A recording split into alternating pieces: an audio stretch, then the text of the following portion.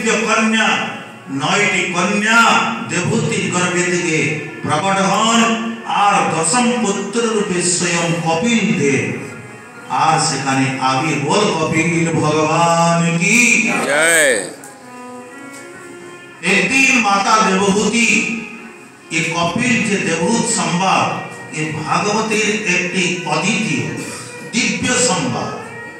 एक दिन माता देवहूति कपिल भगवान के निवेदन करছেন निर्विन्ना नितरां भूमन् असत इंद्रिय दर्शनात् जेन संभाव्यमानेन प्रपन्नान्धं तमो प्रभु। निर्विन्ना नितरां भूमन् हे भगवान हे प्रभु आमी दुखी नितरां निर्विन्ना आमी अत्यंत दुखी। कपिल भगवान बोलছেন মা আপনি কি বলছেন যার প্রতি কর্দম ঋষি নিজের যোগ শক্তিতে কামক বিমান প্রকট করেছেন আর কামনাত গচ্ছতি ইতি কামক যে বিমান কামনা অনুসারে চলে তাকে ইন্ধন দিতে হয় না কিছু লাগে না কোনো পাইলটও লাগে না কামনা অনুসার চলবে সে বিমান দুর্ঘটনার সম্ভাবনা নাই। আর এমন একটি অদ্ভুত বিমান ছিল কামক বিমান আপনার যা চাই যেটা ইচ্ছা করবে সেই বস্তু মিলবে। আমি অমুক বস্তু খাবো সঙ্গে সঙ্গে বেরোবো খেলার জন্য মাঠ চাই খেলার মাঠ স্নান করার জন্য সরোবর চাই বিশাল সরোবর নদী চাই পর্বত চাই সব শয়ন গৃহ চাই ভোজন গৃহ চাই বস্ত্র চাই আভূষণ চাই যা ইচ্ছা করবে সেই বস্তু তার মধ্যে উপলব্ধ। কপিল ভগবান বলছেন মা যার প্রতি সাক্ষাৎ কর্দম ঋষি আর আপনি বলছেন দুঃখী এই দুঃখের কারণ কি মা বলে অসৎ ইন্দ্রিয় দর্শনাৎ। হে প্রভু এই ইন্দ্রিয়গণের যে ইচ্ছা এই ইন্দ্রিয়গণের জীবের দুঃখের কারণ কি জানেন এই ইন্দ্রিয়গণ আমাদের পরম শত্রু আর এই ইন্দ্রিয়গণ আমাদের পরম মিত্র। এই ইন্দ্রিয়গণ যখন ভোগোন্মুখী হয় ভোগের দিকে বিষয়ের দিকে ধাবিত হয় তখন এই ইন্দ্রিয়গণ আমাদের পরম শত্রু। আর এই ইন্দ্রিয়গণ যখন কৃষ্ণ উন্মুখী হয় ভগবত উন্মুখী হয় ভগবানের সেবার দিকে নামের দিকে ধাবিত হয় তখন এই ইন্দ্রিয়গণ আমাদের পরম মিত্র। এই ইন্দ্রিয়গণই আমাদের পরম শত্রু আর ইন্দ্রিয়গণই আমাদের পরম মিত্র। মাতা দেবহূতি বলছেন কি প্রভু এই ইন্দ্রিয়গণের যে অভিলাষ এদের যে ইচ্ছা এদের ইচ্ছাকে পূরণ করতে করতে আমি দুঃখী হয়ে গেলাম কিন্তু এই ইন্দ্রিয়গণ আজকেও তৃপ্ত হলেন। কারোর ইন্দ্রিয়গণ তৃপ্ত হয়েছে এদের বিষয়ে যতই দিতে থাকুন। শ্রী যযাতি মহারাজ বলছেন পুণ্যং বর্ষ সহস্রং মে বিষয়ান সেবত সক্রি তথাপি চানুশ্রবণং। শ্রী যযাতি মহারাজ বলছেন এই ইন্দ্রিয়গণের যে বিষয় এই বিষয়ে সেবন করতে করতে আমার 1000 বর্ষ ব্যতীত হয়ে গেল তথাপি চানুশ্রবণং তৃষ্ণা তেষুপজায়তে। সেই বিষয় সেই ভোগ সেবন করতে আজকেও যেমন কি তেমন যে তৃষ্ণা সেই প্রকার বলবতী আছে।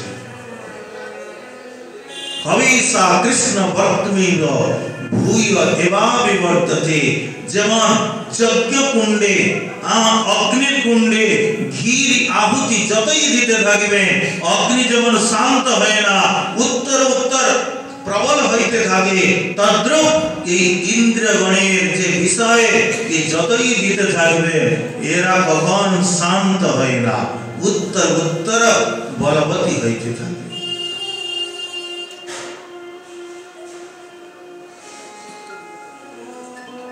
এই আমাদের এই বৃন্দাবনে ওই দিকে একটি গ্রাম আছে সুনরক গ্রাম। এইখানে সবরী ঋষি তপস্যা করতেছিলেন। সবরী ঋষির নামে সে গ্রামের নাম সুনরক। আর এই সবরী ঋষি যমুনার জলের মধ্যে বাহিরে ভগবানের প্রচন্ড মায়া থেকে নিজেকে বাঁচাবার জন্য তিনি জলকে স্তম্ভীভূত করে জলের মধ্যে তপস্যা করতেছিলেন সবরী ঋষি। কিন্তু ভগবানের এমন মায়া, সেখানে মৎস্যগণের বিহার দেখে সবরী ঋষির মনে ইচ্ছা হলো বিবাহ করতে। সেই সময় রাজা ছিলেন সূর্যবংশী রাজা মানধাতা। মানধাতার 50টি কন্যা ছিলেন। সবরী ঋষি পৌঁছালেন মানধাতার কাছে কি রাজা আমাকে একটি কন্যা দিন, আমি বিবাহ করি। সেই জলের মধ্যে তপস্যা করতে করতে সেই জলে যেমন বেশিক্ষণ থাকলে শেউলা পড়ে যায় না, সেই প্রকার শরীরের সব শেউলা বুদ্ধ এইরকম। মানধাতা দেখলেন যদি মনা করে দিই ঋষি সাপ দিয়ে দিবেন, আর যদি কোন কন্যাকে বিবাহ দিই সেই কন্যাও সারা জীবন আমাকে গালি দিতে থাকবে। তো মানধাতা বললেন সবরী ঋষিকে যে দেখুন আমাদের এখানে পরম্পরা হচ্ছে স্বয়ম্বর। স্বয়ম্বর মানে কন্যা স্বয়ং যাকে বরণ করিবে সে তার সঙ্গে তার বিবাহ হয়ে যাবে। সেই জন্য আপনি কন্যার অন্তঃপুরে চলে যান, যে আপনার সঙ্গে বিবাহ করতে চায় তাকে নিয়ে চলে যাবেন। ঋষি সবরী বুঝতে পারলেন রাজা আমার সঙ্গে চতুরাই করলে, তো তিনি নিজের যোগ বলে দিব্য রূপ ধারণ করলেন। মানে বড় বড় রাজকুমারও কিছুই নয়। আর সেই 50টি কন্যা যে দেখছে সে বলছে ইয়ে আমার বর, সে বলছে ইয়ে আমার বর। সবরী ঋষি বলেন চিন্তা নাই, সবাই এসে যাও। 50টি মালা পরিয়ে দিলেন, 50টি কন্যাকে নিয়ে চলে গেলেন। সবরী ঋষি সমর্থবান ছিলেন, 50টি মহল বানিয়ে দিলেন আর নিজেও 50টি রূপ ধারণ করলেন। মানধাতা একবার গিয়েছিলেন কি 50টি কন্যার সঙ্গে এই ঋষি কেমন করে থাকেন। আর থাকবে তো একটি গৃহে, বাকি সব কন্যা দুঃখী হবে। কিন্তু যে কন্যার গৃহে যাচ্ছেন তিনি বলছেন বাবা সব ঠিক আছে, কিন্তু আমার যে অন্যান্য ভগ্নীগণ তারা অত্যন্ত দুঃখী। বলে কেন? আমার পতিদেব আমাকে ছেড়ে কখনো যান না, তার নিশ্চিত দুঃখী। আর 50টি কন্যা একই কথা বললেন, তা মানে এই সবরী ঋষি নিজেকে 50টি রূপ ধারণ করে আর 50টি কন্যার ওখানে একই সঙ্গে থাকতেন। তাৎপর্য এই বিষয়গণ, এই ইন্দ্রিয়গণ এত বলবতী সবরী ঋষির চিত্তকেও আকর্ষিত করে দিল। মাতা দেবহূতি বলছেন, রূপ গোস্বামী পাদ বললেন কামাদিনাম পতিনা পতিদা পারিতা দুর্নির্দেশা তেষাং জাতা মহিনা করুণা নত্রপানো শান্তি। রূপ গোস্বামী পাদ বলছেন এই কাম ক্রোধ আদি রিপুগণের কতদিন আমি দাসত্ব না করেছি, কতবার তাদের আজ্ঞা আমি না পালন করেছি, কিন্তু তাদের দয়া আজকেও আমার উপরে হলো না। তারা লজ্জিত হলো না, নিজের দাসত্ব থেকে আমাকে মুক্ত করলো না। অর্জুন বলছেন ভগবানকে অথকেন প্রযুক্তয়ং पापं चरति पुरुष अन्निच्छन्नोऽपि वार्ष्णेय बलादीप नियोजित केन। अर्जुन बोलছেন অনিচ্ছা সত্ত্বে, ইচ্ছা নাই, ইচ্ছা না থাকা সত্ত্বেও যেন কারোর দ্বারা বলপূর্বক প্রেরিত হয় ये जीव पाप कर्मे प्रवृत्त হয়। भगवान बोलছেন काम एष क्रोध एष रजोगुण समुद्भव महासन महापापमा विद्येन मीह वैरिणा। ये जे काम, ये क्रोध, महासन माने महापेटु, এদের পেট কখনো ভরে না, এদের পেট কখনো ভরে না। महापापमा এরা হলেন মহাপাপী, এদেরকে সর্বদা নিজের শত্রু জানিবেন। কপিল ভগবানকে মাতা দেবহূতি বলছেন, হে প্রভু আমি অত্যন্ত দুঃখী হয়ে গেছি। এই ইন্দ্রিয়গণের এদের যে অভিলাষ, এদের ইচ্ছাকে পূরণ করতে করতে, এদের ইচ্ছাকে পূরণ করতে করতে আমি ঘোর অন্ধকার স্বরূপ ये সংসার কূপে পতিত হয়ে গেছি।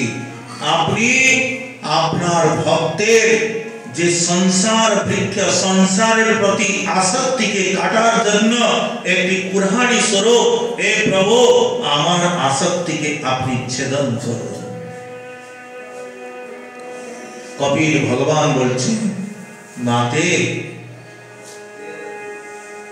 चेतखल्लस्य बन्धाय मुक्तये चात्मनो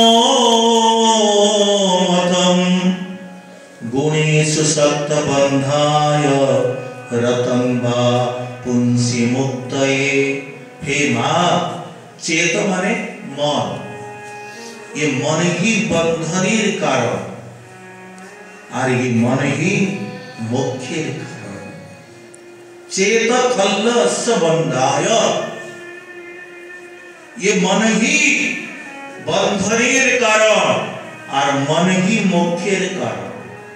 যেমন একটি তালা, তালাকে একটি চাবির দ্বারা খোলা হয়ে যায়, আবার তাকে বন্ধ করা যায়। তদ্রূপ মন এমন এক চাবি যার দ্বারা নিজেকে বন্ধনেও ফেলানো যায় আর নিজের মুক্তির রাস্তাও খোলানো যায়। ये मन ही बंधनेर कारण और मन ही मोक्षेर कारण।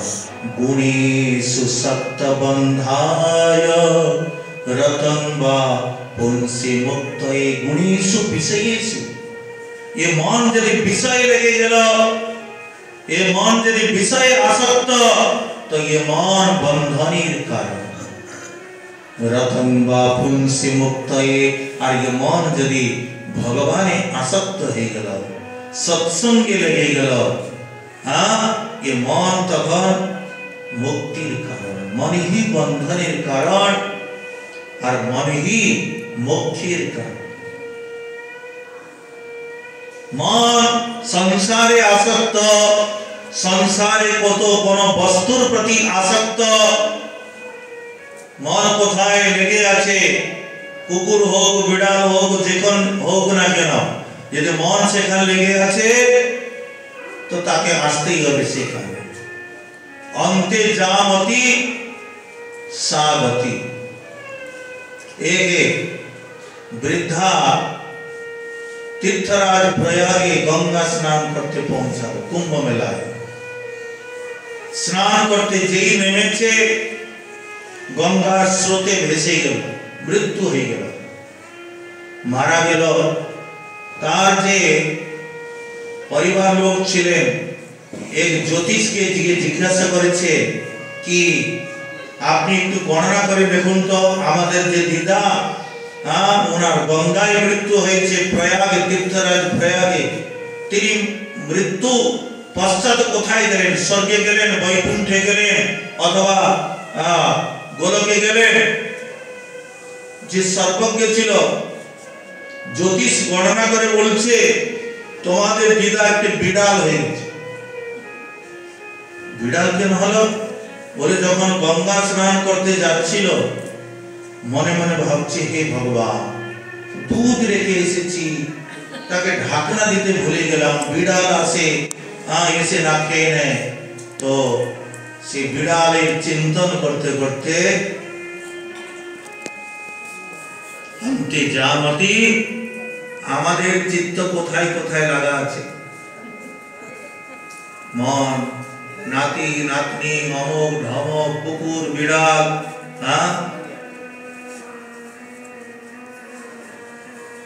ये मन ही बंधन कारण। यदि मन आसक्ति থাকে যেখানে হোক না কেন আর যে হোক না কেন,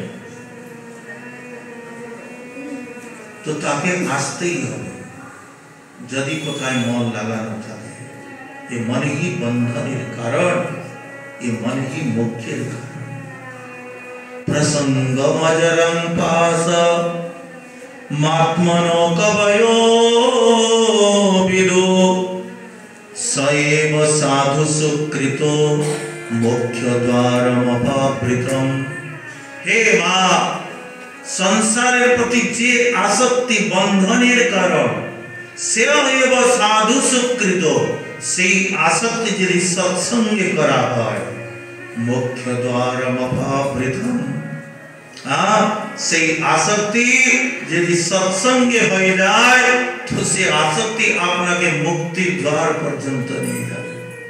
মাতা দেবতী বললে, সাধুদের প্রতি আসক্তি করব, সাধুদেরকে চিনব কি করে, সাধুদের লক্ষণ কি?